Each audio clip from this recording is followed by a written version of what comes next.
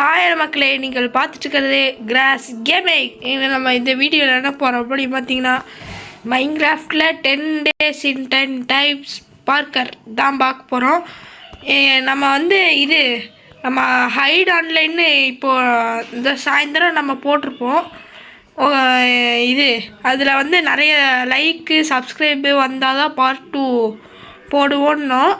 Okay, இப்போது இந்த powder of snow பக்கெட்டுன்னு இது ஒன்று இருக்கும் மக்களே.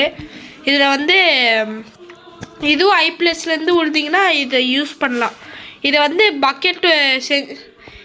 பக்கெட்டை செஞ்சு இந்த சாகசத்தை நம்ம பண்ணுவோம்.